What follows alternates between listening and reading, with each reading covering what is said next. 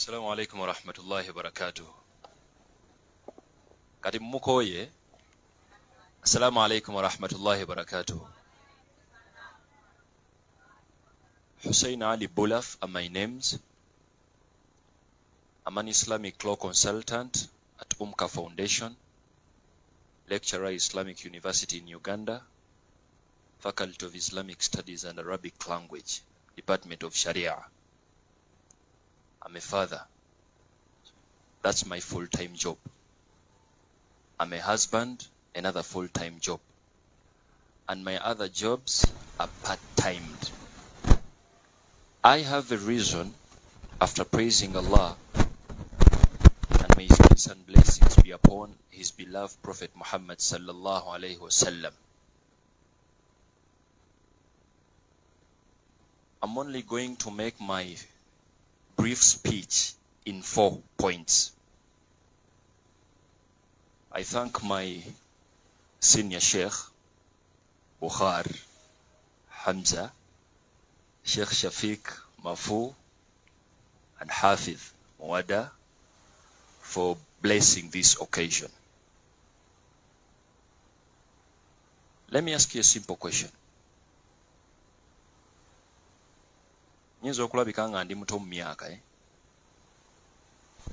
I and people like me attested that tukulambirowozo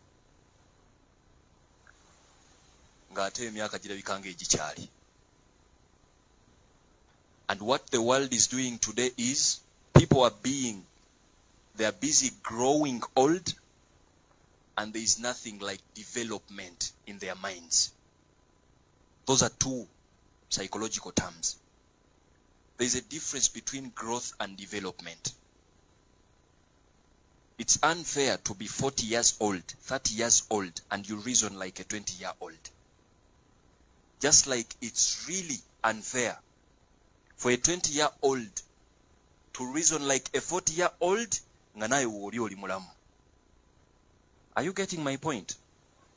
Islam respected a lady, provided 4 titles to a lady. The reason as to why my seniors requested me to use English, I know people don't pick some Luganda here, and I want this message to go to you. Islam respected a lady, first of all, as a mother. How many mothers are here? Please, just raise up your hand. And how many abatannaba kuzaala? And how many are not even married? Nkakasa mutide buti kuwanika mikono. Ate abali embuto nga byogobako mu maaso awo. Saba Allah akwanguyize. Islam respected a lady first of all as a mother. And I normally think of this being unjust today.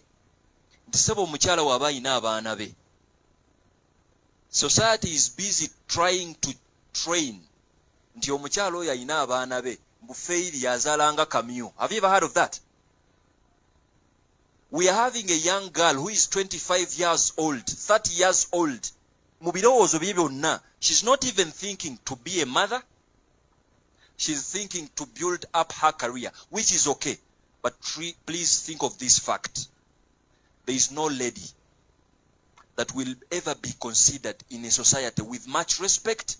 Okuja konga, you've sacrificed something to see a life on earth.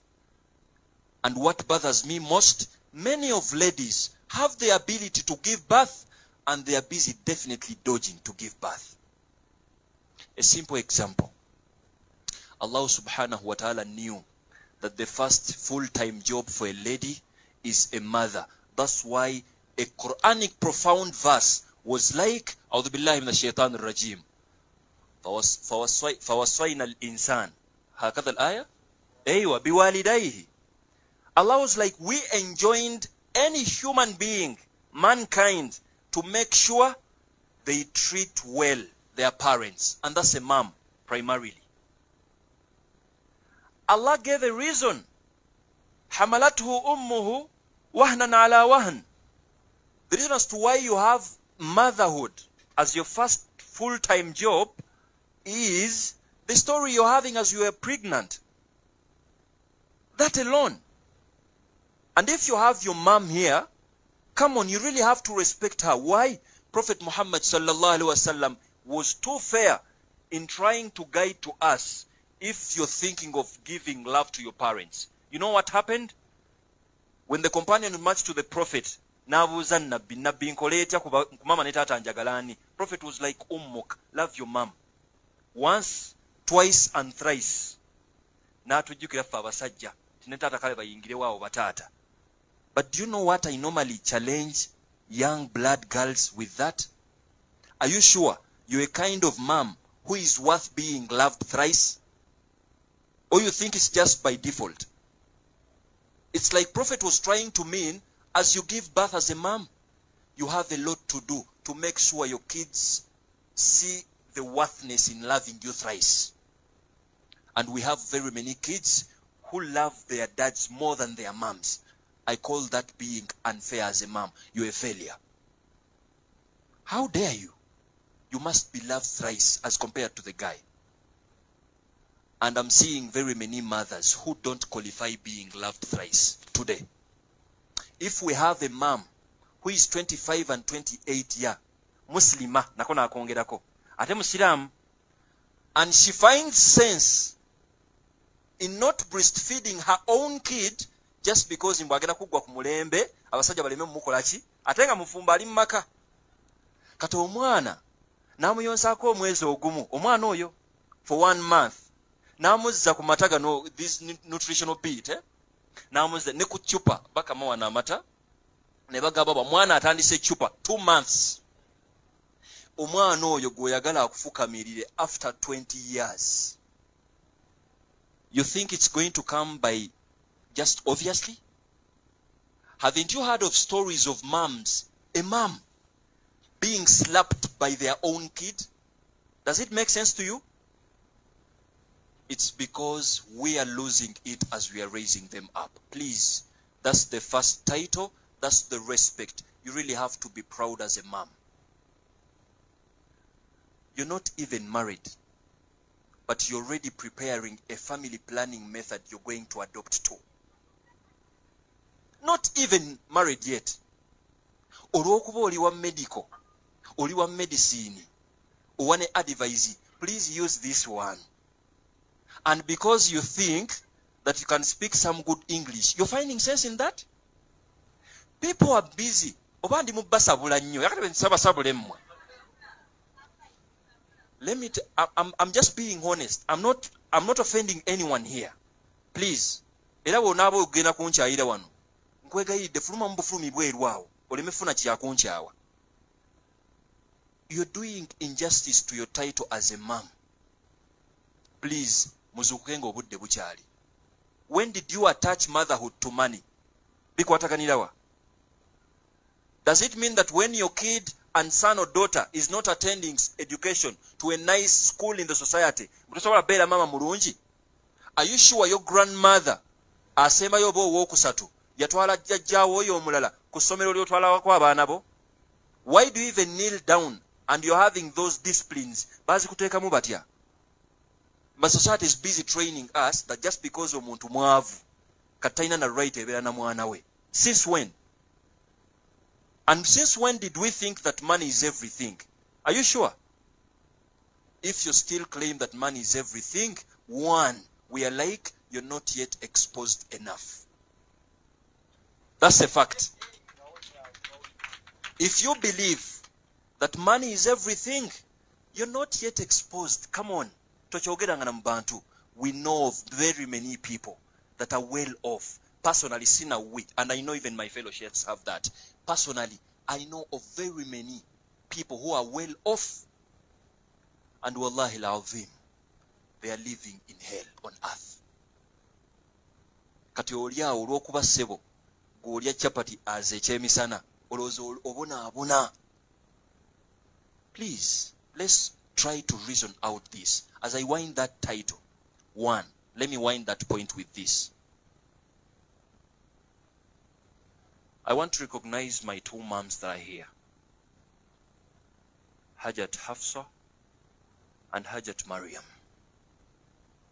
I won't order them to stand up, but I'm simply requesting, I just want them at least to stand up and wave. Please. Ngomwana nange mani no yimirira eh? Wa alaikum salam wa rahmatullah. My point I wanted to raise, society is busy training young girls to delay becoming mothers. Nga babalowozesa tisoko okolwa akalimu ako yiriba ne ka business kotandise emyaka gye 10 omwana ojja mulowoozaako mu maaso awo. You really want to tell me that when Hajat Hafsa, Hajat Maryam, Hajat Madina we bayimirira we bati nga there are 2 generations, 3 generations, I'm a father, come on, kati ba fail yambwe olwokuba bakeera okuzaala? No, you are the failure that is going to get 40 years old with the ability of giving birth nengo omwana wo top class graduate. Are you getting my point? Top class graduate manyi kitegeeza ng'oli wa myaka 4 wooweza 5 ng'ali mu mmeka oyogeredde omwana awulirize. Who is telling you that? And when we are like Islamically, please, as early as 20s, when a chance comes, go in funa abaana bo. You get to 40, ng'otandise n'okufuna ebirowoozo by'abazzukulu. Some of the reasons as to why many people who are elderly bafa, it's because of lack of companionship. Omuntu buli wayambuka mu 6 and above, all they need is someone close to them banyumye, and those are going to be grandkids. Now okimanyi maama wo omukola injustice, your dad omukola injustice, bagenda kwefiira mu kayumba kaabwe nga mwenna abawala mwafumbirwa n'abaana abalenzi baawasa muli eyo mweyagala n'amaka gammwe, abandi bawadde abazzukulu in 40s ne beeyagala nabo. Are you being fair to them? Please be a man. Islam respected you as a wife. And I know you have your funny dramatic stories. Musajja wantapa sente, musajja wangankuba. Ebibannaye musajja wo kirayike kusema mutanna bwiga. Allah yakugerera bugerezi. How dare you think all men are like that? Are you sure? If you get the wife of Sheikh Buhari, agarabola kyekimu mutulyako n'ekisonyabo nsebo abawala abalungi bali eyo. I know people are enjoying marriage, but just because they're a spokesperson tebakyogerako. Kati mwababonaabona mwabalina obuzindaalo, and the human rights people are busy making claims of that. People are enjoying marriage. Come on. Ye lwaki ngenda wali wa Sheikh Buhari? My wife, she's enjoying marriage. Because at least I know she's doing that. Kuba namwogereza nkimanyi.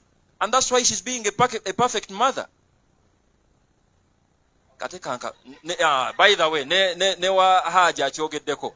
No, she's enjoying marriage. Kambabulireko bantu mmwe. Please, please, if you're giving your opinion mu bantu, learn it from here. Your history.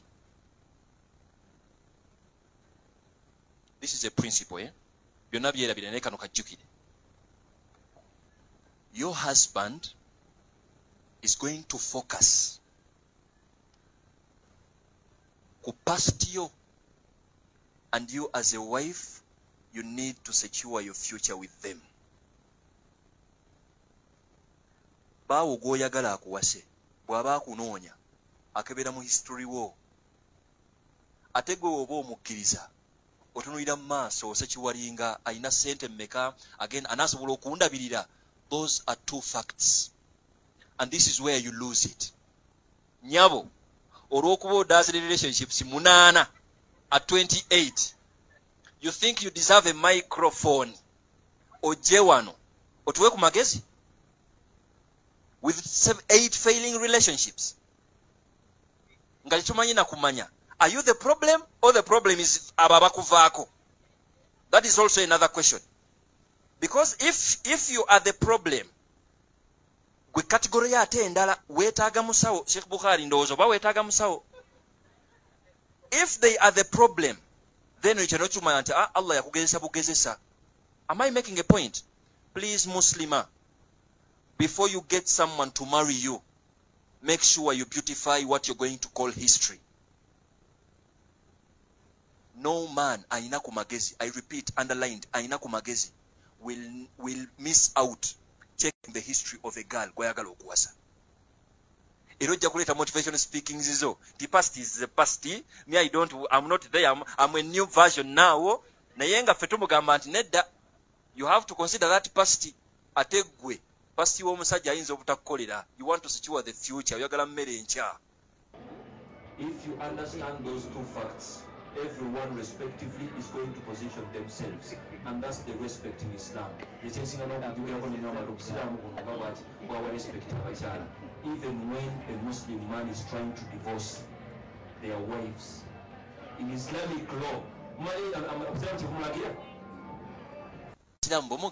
titula ku meza with your wife and ask her, my wife, oli muyombi nnyo tutulemaganye. Mbadde nsaba nkuwa ettalaka eno oti nange nsira eno naye njagala nkuweeyo obukadde bubiri ofune entandikwa. That's only in Islam. Divorced woman gwali wano. Did your husband do that? When Sheikh Mafu is busy telling us to look for pious religious men who is going to put such an implementation, nga mugamba nti agenda soma nnyo aya. Kumbe we binagaana yayinamu empisa yogamba nti bannaye Allah yatutegeeza nti wala tansawul fadla bainakum. Don't be too dumb to forget the good memories you had with this wife. So respect them even when you're parting ways. And that's the guidance. I'm only having 4 minutes. The third title: Islam respected a lady as a sister. And I normally give out this historic tradition authentically to justify that. One day Jabir, radiyallahu anhu, yagenda ne yeewasiza omukyala yeekulidde mu myaka. N'alekawo abaana abatenvuumuula ebiseera ebyo. When you march to the Prophet, Nabbi n'amubuuza nti, Jabir, did you even marry a young girl oba wasizza muntu mukulu? Jabir n'agamba Nabbi n'awasizza mukyala mukulu. And Prophet was like, singa kale wawasizza akaana akato n'onyumirwa ku laavu ne muzannyazannyamu awo. Listen to the reason Jabir gave. Jabir was like, Ya Rasulallah, both my parents, dad and mom, bafiira mu lutalo, and they left behind many of my young sisters. And the reason as to why I decided to marry an old lady, I never wanted to get down to a youth, a teenager, but aniko okusikanga n'omugwa ne bawala bange ne ba sisters bange abo abato. That's why I decided omuntu eyazaalako edda nga muzadde asobole okunkuliza ba sisters bange nga bali ku mulamwa. That's a brother talking. And Islam respected you as a sister. And lastly, Islam respected you as a daughter. In an authentic tradition from Aisha, a lady marched to Aisha. She was a mom of 2 daughters. And then she was like, I have nothing to feed my daughters with. Aisha anyumya, nti yaddira entende 3, wafi riwaya, 1 date, a big one. Najiwa maama oyo, you know what this mom did? Nayawulizamu, bakiyita bisecting. Nayawulizamu entende eyo, nawa abaana be, ye n'atalya, mama gwe twogerako. When Prophet came back at home, Aisha narrated that to him. She was like, omukyala azze wano n'abaana b'abawala 2. Ne muwa ebyokulya ng'enjala ebaluma. Ye n'atalya, naawe abaana be 2 balye. Prophet was like, manibtuliya bishay'in bilbanati fi shay'in. If anyone is being tested with the daughters in any way, in any situation, Prophet was like, kunna lahu sitrun minan nar. Those daughters are going to act as a barrier for you as a parent from hellfire. Daughters. And in another narration, Prophet was like, if anyone is having more than 2 daughters or maybe 1 daughter, Prophet was like, and they raise them well, we are going to be together in Jannah. It's only on a girl child. Katinoveyo notandika okulangira obusiraamu tebwagala obusiraamu, human rights z'obusiraamu buli wansi, obusiraamu tunyigiriza nga abakyala. Are you really fair? No, you're not. And I want to wind my session with one guidance.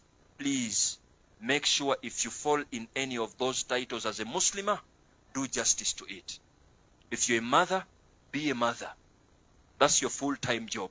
Other jobs, at least let them be part-timed. And I normally give guidance. Good enough some entrepreneurs were here.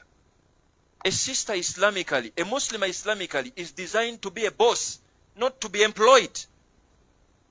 You normally give Khadija as an example. Radiallahu anha. Who told you that Khadija was employed? She was a boss. And I normally give guidance to young black sisters who are working. And I'm like, if you're in 20s and 30s, that's your time to work. Okay, you're being forced. But please, as you're working, invest. You don't want to get to 40s. No.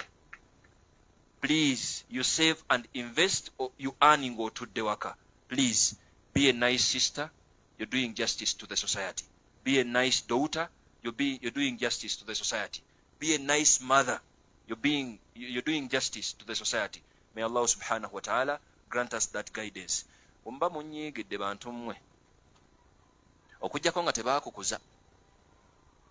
Wemba njogedde nga mu butuufu, bye njogedde tebikusanyusa, onansonyiwa wandibadde onsonyiyira wano. Naye kye mbadde nkola, I know the society is being too unfair to someone who is misinformed. Ne Sheikh Bukhari, mwandi musonyiye nno kubanga buli kyayogedde wano, it's with your own goodness. Bona ayagala oli waddembe okwekunamira, it is okay. Me I normally tell my students, zisikuyinaako buzibu. Weekunamire, sinze yasse etteeka ly'okwebikirira. Nti wabula kyenja okukola kijja kuba kimu, nti omwana omuwala bw'akunama, ffe abakulaba tetukoowa. Naye ate ggwe, ekitiibwa ky'okola ki? Obudde bumpeddeko, but I would have at least explained the logic behind Islam giving you this beautiful attire. Manyi ebintu bino mubitegeera kifuula nnenge. Oli bizo otunuulira bbugumu ly'olina kati, oli bizo otunuulira inconvenience nga wuthe etuuse, ate ogyeko akakaya, ate ogire biki. That's what you're focusing on.